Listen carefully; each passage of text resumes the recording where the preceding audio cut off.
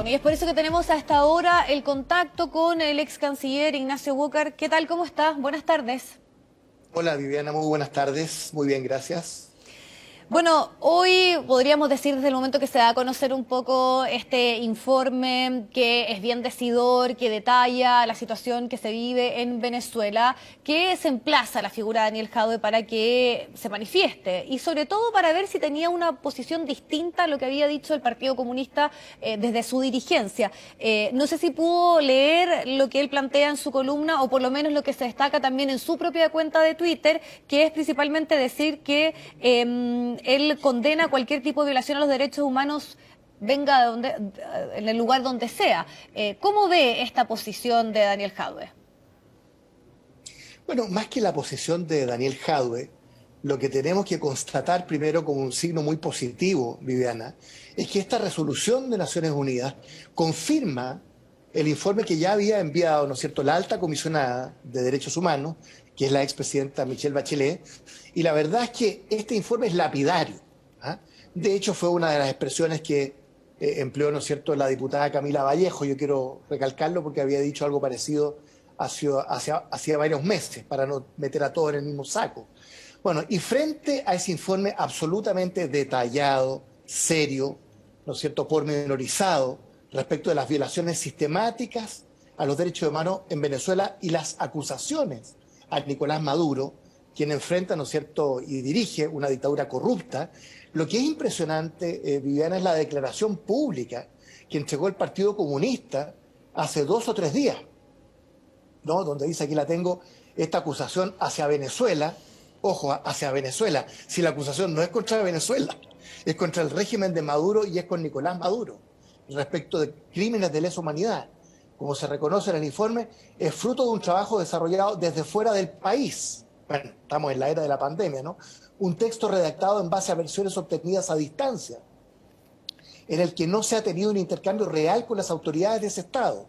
Es todo lo contrario a lo que dice el informe. Hubo muchas conversaciones con autoridades del régimen durante muchos meses, es decir, carente de pruebas fácticas. Esta es la declaración del Partido Comunista oficialmente, por lo que no es una visión de conjunto de las situaciones que se han vivido, por lo que sus referencias a actos reñidos con los derechos humanos tienen carencias de rigurosidad. Cierre comillas. Esa es la declaración oficial del Partido Comunista de Chile, ¿no es cierto?, respecto de este tema. Entonces, cuando uno dice que no haya doble estándar en materia de violaciones a los derechos humanos, justamente apunta a situaciones como esta, ¿no? Aquí hay una dictadura. Recuérdense que el régimen de Maduro se instaló en 1998, cierto, por una elección, fue democráticamente electo, en 99 vino la Asamblea Constituyente, pero hoy, especialmente con Nicolás Maduro, es un régimen totalitario, ¿no es cierto?, basado en la violación sistemática a los derechos humanos.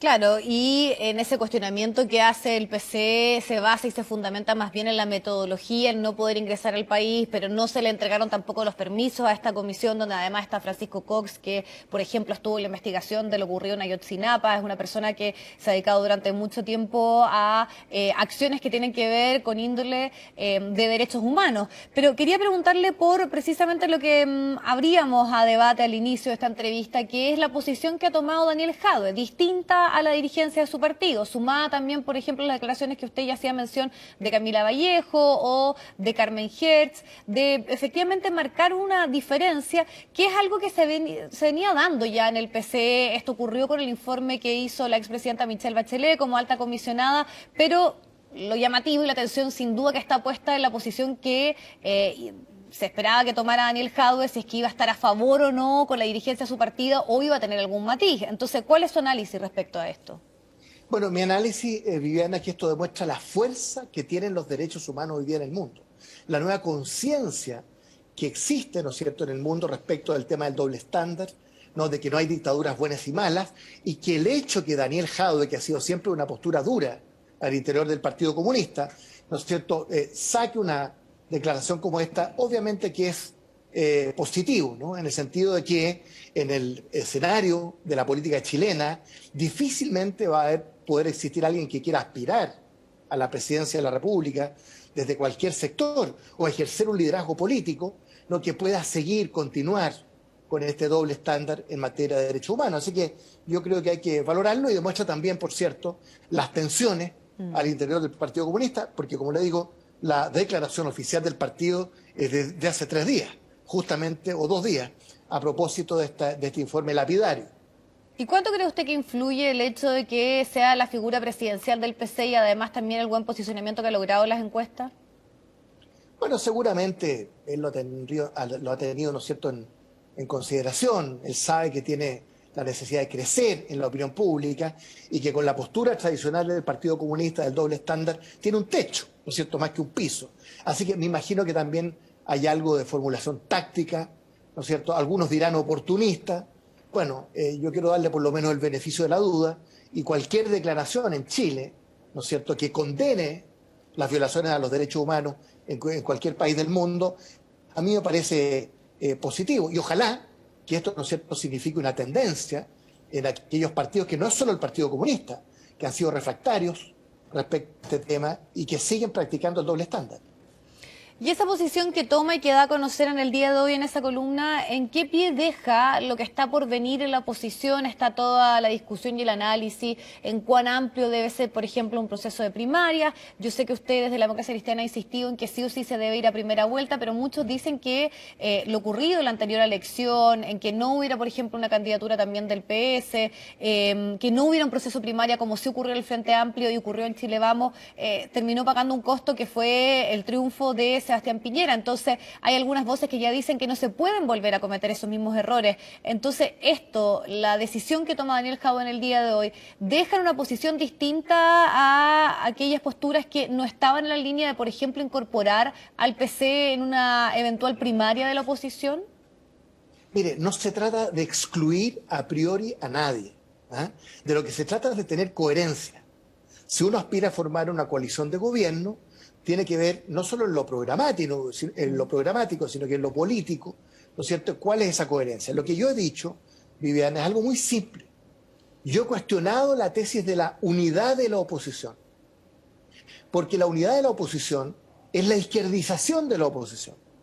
Fíjese que hoy día, de los 25 partidos inscritos legalmente en Chile, 16 son de izquierda. Bueno, 13 partidos de izquierda, si consideramos la declaración del 11 de noviembre, o la más reciente de 10 partidos de izquierda de hace un mes, ¿no es cierto?, a propósito de la cuenta o el mensaje de la nación del presidente Piñera. Entonces, para mi partido, la Democracia Cristiana, que es un partido más hacia el centro, nosotros hemos sido siempre el centro de la centroizquierda, la unidad de la oposición, ¿qué significa? La izquierdización de la oposición, ¿no? Algo de eso nos pasó en el gobierno de la nueva mayoría, del cual yo fui parte. Fui senador, fui presidente del partido, y que significó, y este es mi segundo punto, Viviana, algo muy sencillo. Si uno se izquierdiza, ¿no?, porque hay 13 partidos de izquierda, ya no 6, como era en la nueva mayoría, ahora son 13, ¿no? ¿Qué es lo que usted está haciendo? Le está regalando el voto de centro, el voto moderado, el voto de los independientes, el voto de los sectores medios a la derecha, al candidato de la derecha. ¿Por qué Joaquín Lavín hoy día se tiende hacia el centro? Porque el centro está crecientemente huérfano de representación política. ¿Y por qué se llama socialdemócrata? Que yo creo que es puro oportunismo, pero también es inteligente, porque hay una izquierda moderada que también está crecientemente siendo hegemonizada por la izquierda más dura, ¿no es cierto?, del Partido Comunista, del Frente Amplio. Entonces, yo creo que cada uno tiene que marcar su propio electorado. La Democracia Cristiana es un partido más hacia el centro que hacia la izquierda. Y en ese sentido es que yo he cuestionado la tesis de la unidad de la izquierda, salvo que queramos subsidiar políticamente a la derecha. Perdón, déjeme recordarle cómo Sebastián Piñera creció del 36% en la primera vuelta al 55% en la segunda vuelta, en 30 días. Muy sencillo. Como nosotros aparecimos con una candidatura más hacia la izquierda, el voto de centro, moderado, independiente, de los sectores medios, votó por Piñera, que obtuvo un 55% del electorado. ¿Alguien cree en Chile que la derecha tiene 55% de los votos? Por supuesto que no. Entonces, el voto de centro, de los independientes, de los moderados, de los sectores medios, terminó apoyando al candidato de la derecha. Si no aprendimos esa lección, significa que vamos a tropezar 2 veces en la misma piedra. Ya, pero también hay un riesgo y eso es lo que preocupa por estos días, es la falta tal vez de liderazgos que sea lo suficientemente competitivo en la centroizquierda. Ayer también en su participación en Tolerancia Cero el senador José Miguel Insulza decía que si hay una contienda o finalmente las elecciones son entre Joaquín Lavín y Daniel Jadue, termina ganando Lavín. Entonces, ¿cómo se puede avanzar con esa disyuntiva, ¿no? Por un lado, la falta de liderazgo, pero por otro lado, ya con posiciones o podríamos decir anticipos desde la centroizquierda de que si Daniel Jadue es el candidato, Joaquín Lavín termina ganándole. Bueno, es que yo tengo una tesis completamente distinta, A ver, ¿cuál es? Viviana. Yo sostengo que entre medio de Joaquín Lavín, el candidato de la UDI, la derecha dura, y Daniel Jadue, el candidato del Partido Comunista, de la izquierda dura, hay todo un país, está la mayoría del país. Entonces, si usted me empuja, me puede cobrar, le hago una apuesta, de aquí a fin del próximo año, yo sostengo que va a ganar la presidencia de la República aquella fuerza o fuerzas políticas que sean capaces de posicionarse hacia el centro, la sensatez y la moderación. ¿Y con qué Porque la gente no, candidatura? bueno, es que no está claro hoy día cuál candidatura, pero falta un año y tanto, ¿no es cierto?, para la elección presidencial. Yo sostengo, Viviana, que la gente no quiere extremos, que no va a apostar a elegir entre la izquierda dura y la derecha dura. Fíjense que Daniel Jadwe, ¿cuánto marca en las encuestas? 16%. Bueno, pues si Beatriz Sánchez tuvo 20% y Marco Enrique Minami tuvo 20%. O sea, Jadwe está expresando lo que es la izquierda dura, ¿no? Joaquín Lavín ha crecido más, un poco más, no mucho más. Miren la encuesta Cadem del día lunes. Porque como el centro está vacío de representación política y mis amigos de la izquierda moderada están siendo hegemonizados por la izquierda dura, entonces esa tendencia produce, ¿no es cierto?, desde el punto de vista del candidato el Lavín, un mayor terreno en el centro, en la centro-izquierda. Entonces, la gente, ¿qué quiere? Una elección presidencial en que los extremos sean realmente los que definan la política. Yo creo que no, ¿no? Y en la medida que nos acerquemos a fines del próximo año, esta postura más hacia el centro, la sensatez, la moderación, va a ir ganando terreno. Esa es mi apuesta. Puedo estar equivocado. Sí, le quería preguntar porque ayer también el senador Insulza dice que una de las problemáticas que hay para la centroizquierda y para particular este sector que se define históricamente como la socialdemocracia es que no existe un compromiso por parte de Daniel Jadwe y del PC precisamente con la democracia, a diferencia de lo que ocurre con Joaquín Lavín. Entonces, ¿cómo ve ese planteamiento y cambia o no esto a partir de lo dicho hoy en esta reciente columna de Daniel Jadwe? No, yo creo que no hay ningún cambio. Daniel Jadwe es muy predecible porque es un militante disciplinado del Partido Comunista toda la vida. Yo respeto al Partido Comunista chileno, ¿eh? Nosotros en la democracia cristiana nunca hemos recurrido al anticomunismo, nunca, en 80 años de historia. Y no estamos en Venezuela, estamos en Chile. Tampoco estamos en Cuba o en la ex Unión Soviética. Entonces, mire, yo escribí una columna, Viviana, con Felipe Arboe, senador del PPD, Andrés Velasco, de Ciudadanos, exministro de Hacienda, de la presidenta Bachelet, que se llama Convergencia Democrática. La escribimos hace 10 días. Fue publicada el sábado antepasado en el Mercurio. ¿Qué decimos? Que esta convergencia democrática tiene que ser el punto de encuentro del socialliberalismo, de la socialdemocracia y el socialcristianismo que yo creo representar. Esa fuerza más hacia el centro, la sensatez y la moderación, debiera ser capaz de capitalizar un país que, ojo, en todas las encuestas, el 60% de la gente dice no sabe, o no responde, o no tiene candidato. ¿Eh? Entonces, es muy temprano, muy temprano, apostar a cuál va a ser el escenario presidencial a fines del próximo año. Ya, pero esa columna en la cual usted hace mención y de esta convergencia de sectores distintos, pero que podríamos decir que históricamente formaron parte de la concertación o la nueva mayoría, ¿deja pie atrás entonces en esta intención que usted ya había dicho de que la DC sí o sí tiene que ir a primera vuelta con un candidato? Porque ahí no se correría la lógica de llamar a este consenso con otros sectores y sabemos que el gran riesgo es que se diluya obviamente esa capacidad de poder acceder a voto si es que va un candidato a primera vuelta, si es que puede surgir otro más desde la izquierda. Es que yo dije algo levemente distinto, Viviana, de lo que usted bien recuerda. Yo dije que la democracia cristiana con un candidato de nuestras filas o de fuera de nuestras filas, ¿no? Debe ir con un conjunto de fuerzas políticas representativas, le reitero, de la socialdemocracia, el socialcristianismo y el socialliberalismo, ¿no? En una apuesta hacia la primera vuelta, porque en Chile afortunadamente tenemos primera y segunda vuelta, ¿no?